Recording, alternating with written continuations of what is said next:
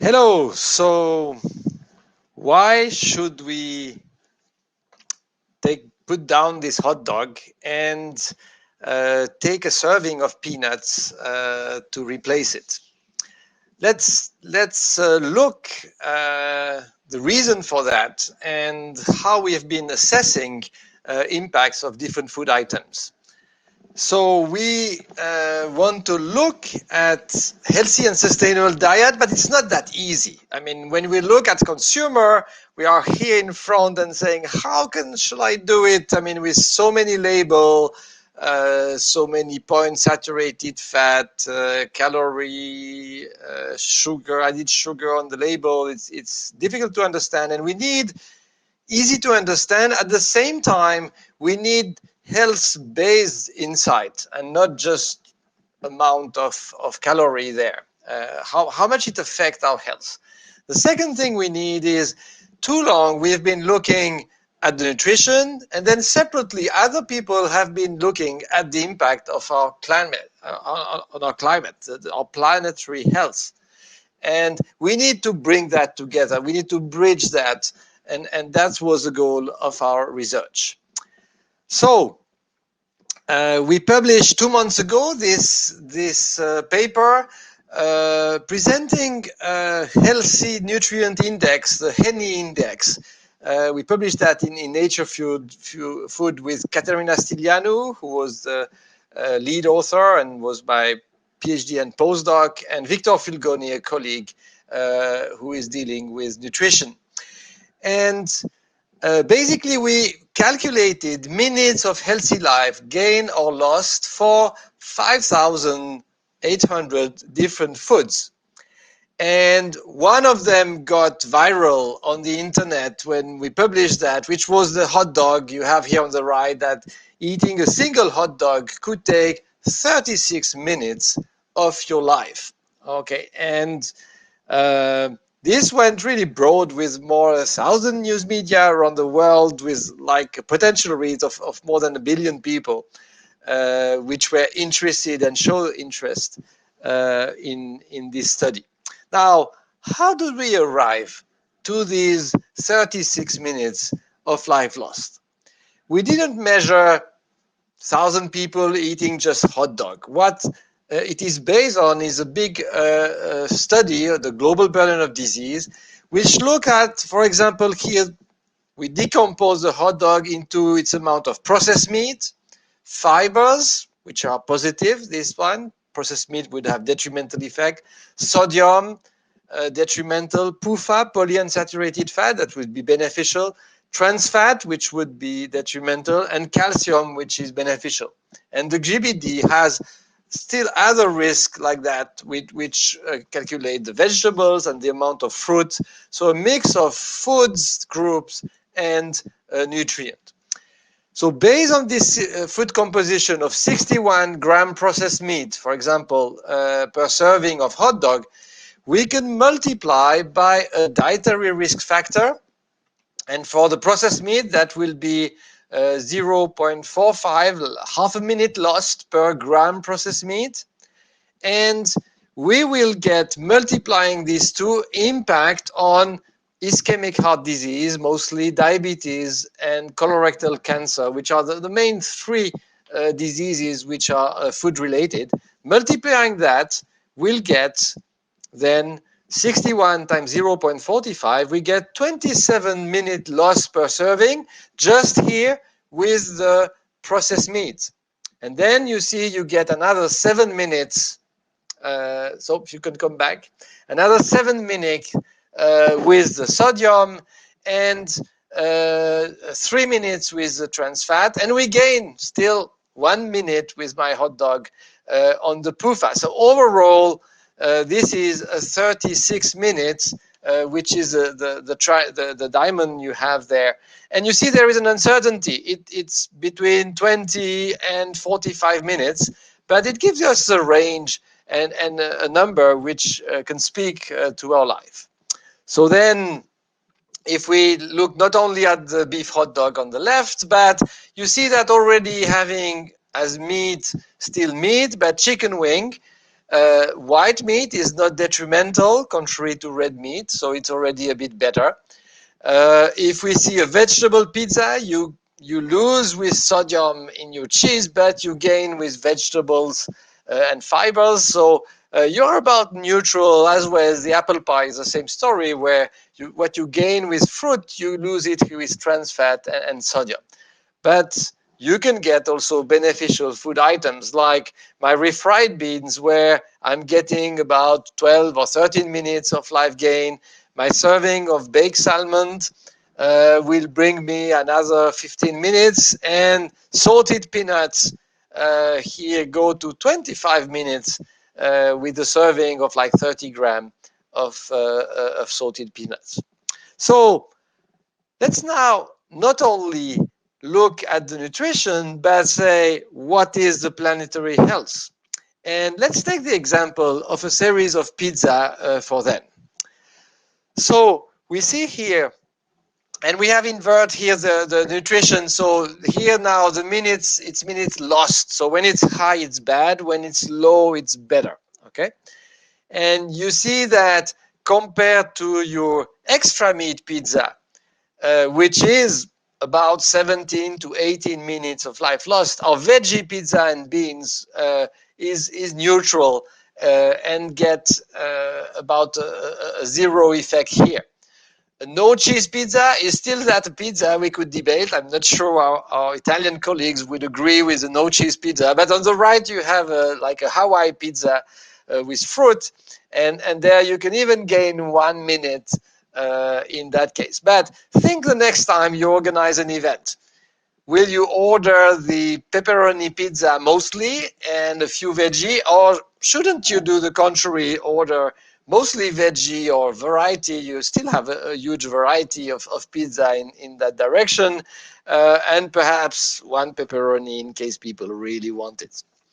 So now, what about the health in the environment? We see that there is some correlation in this case of the pizza, that the high impact, either on the bottom you have the climate change in green, in kilo CO2 equivalent per serving, and you see that one pizza is about half a kilo of CO2 in that case. And not only you have impact on the climate change, but you also have impact on the health. And this is through ammonia emission and H3 emission, which are combining with industrial, in that case, PM 2.5 and SO2 to create fine particulate. And this has also an impact. And again, the meat pizza on the left have far higher impact than the cheese pizza.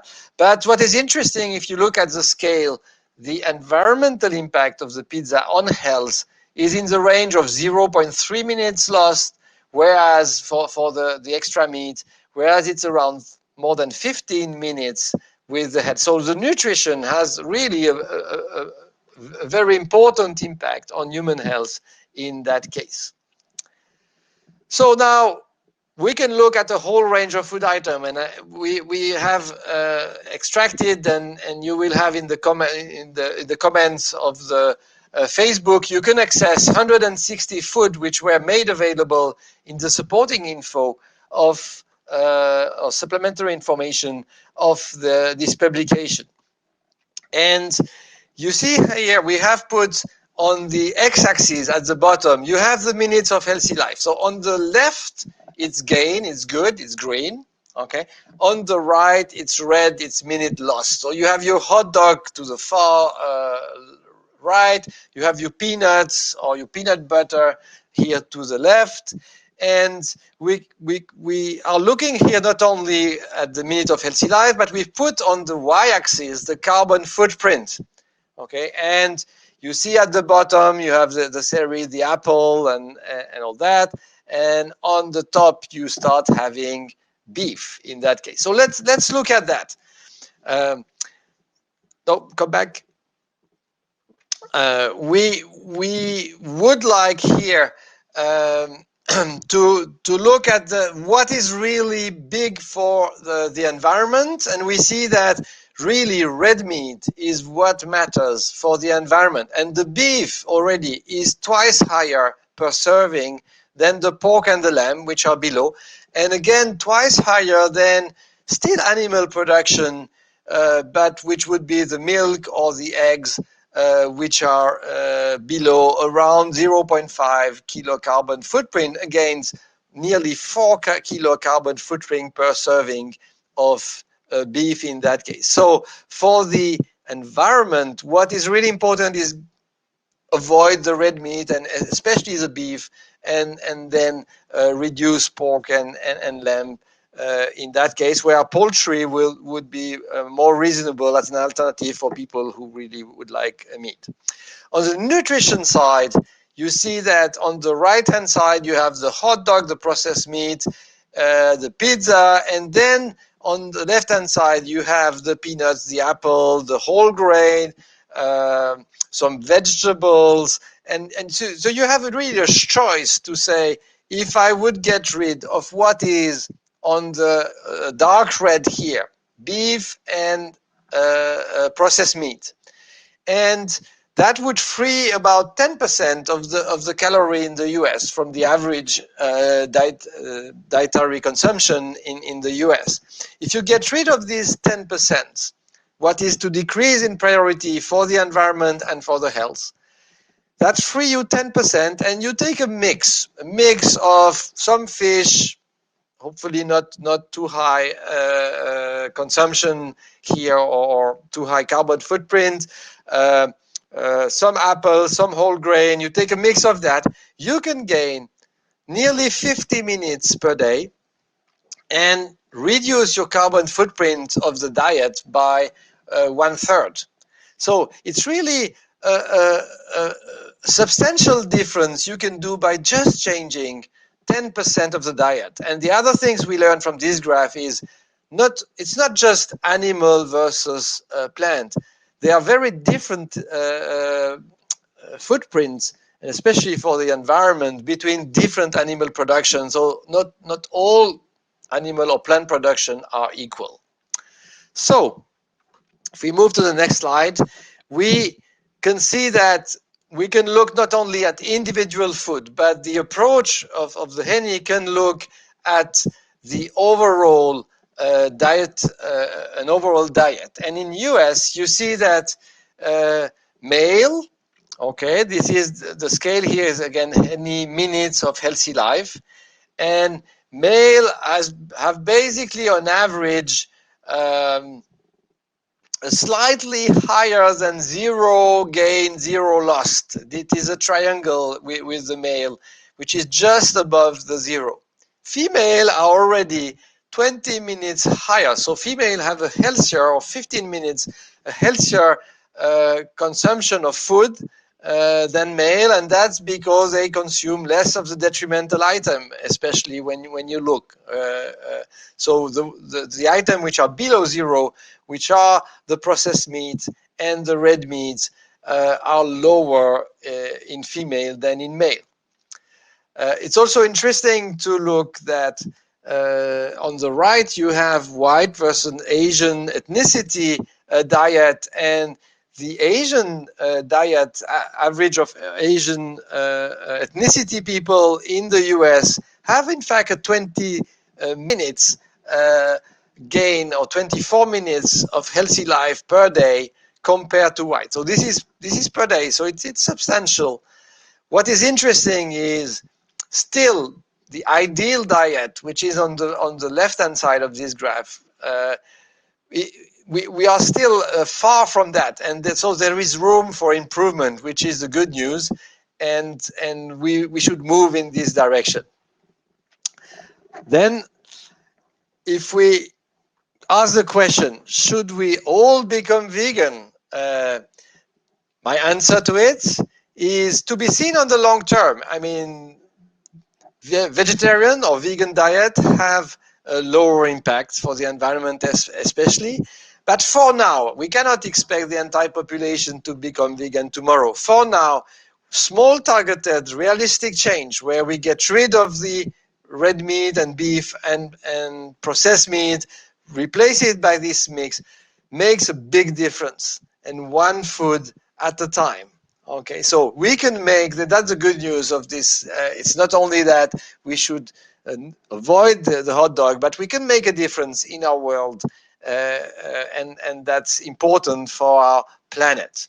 So then, to make a difference as a young person, you can come, next slide, to our environmental science at the Michigan Public Health here at University of Michigan, and really put people at the heart of your science. We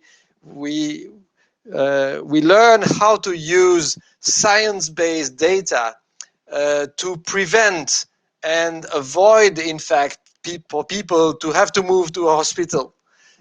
There is a lot to be done there, and this is a role of our training in environmental cell science, which bring health and sustainability together, and that's what you can be trained if you join us. And there will be 3 sessions next week on Monday, Tuesday, and Wednesday on either industrial hygiene, environmental and sustainability, and toxicology.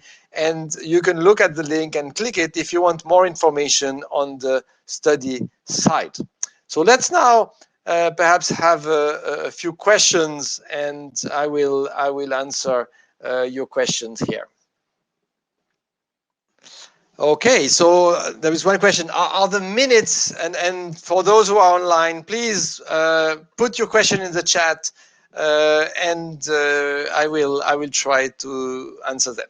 So are the minutes equal to everyone? So if you eat the hot dog, are you sure that's for you? It will be these 36 minutes of life? The answer is no. This is an average. Okay, this is an average across people, and has been measured over tens of thousands of people, looking at how much, when they consume more processed meat compared to people consuming less, how much they are. And if we would die by accident the next day, what you have eaten today might not be that important. But on average, yes, it matters. And so it's a question of probability. It increases your probability, and it increases, if you do the right choice here and the right substitute, it increases on average your probability to be healthier. And it's not only a question of living longer, it's also living better. Okay, because disease like diabetes, for example, impair the life during many years. And it's a question of increasing the minutes and quality of life in that case. Does organic farming impact the minutes? Another question here. Not really the minutes, or if you like. Presently, the global burden of disease is not looking at the impact of the pesticides inside the diet. But we made a study 10 years ago where we look at the average impact in Europe of the pesticide consumption. We were arriving at between about all the order of magnitude 2 hours over lifetime. Okay, and it could be have a high uncertainty, so it could be a month over lifetime, but this is much less than 30 minutes per day or per serving in that case. So the priority is not in that case to take food without pesticide. The priority is first, at most, is that we eat enough vegetables and enough fruit, which are the 2 crops which have the most pesticide. But the benefit is so much higher in that case. That's the priority.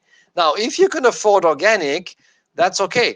But for the general population, the priority is really that we get affordable vegetables, affordable food, and incentives and subsidies should move that direction. That in fact, we don't subsidize beef, we don't subsidize the feed for beef, but we move that in the direction of subsidizing healthy food, in that case, in priority. And that would be great if our subsidy would match, in fact, both the food which have the best health, but also the lowest impact on the environment. Okay, plant-based meat have become very popular. Can they replace my hot dog and other meats? That's a good question. Let's put it like that. We don't have yet enough data on plant-based meats. Okay, so we can say, yes, they are likely better than processed meat if they replace processed meat.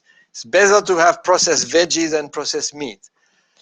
But when you look really, and I'm buying some veggie burger regularly, and I'm choosing the one which don't necessarily look like meat. I'm trying to choose the one which look like veggie, so that when there is as little transformation as possible, because every time you transform, you have to have additives, and these additives are not necessarily healthy in that case. Okay, and so we'll probably get more data in the future, but I would recommend to take the plant-based substitute, the meat-based substitute, plant-based meat substitute, which are as little transformed as possible while having our taste in that case. Okay. Just to come back on the organic farming, this is interesting because for the environment, when we look at the organic farming,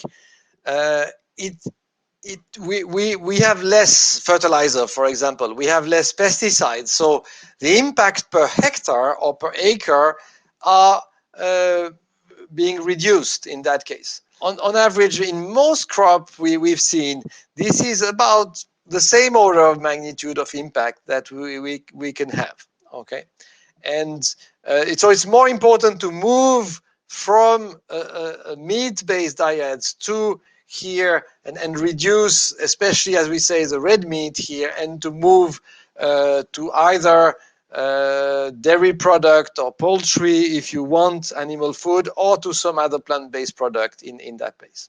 And that leads us to the next question, which is, why is the impact of beef on the environment so much higher? This is a good question. First reason, cows are emitting quite a bit of methane.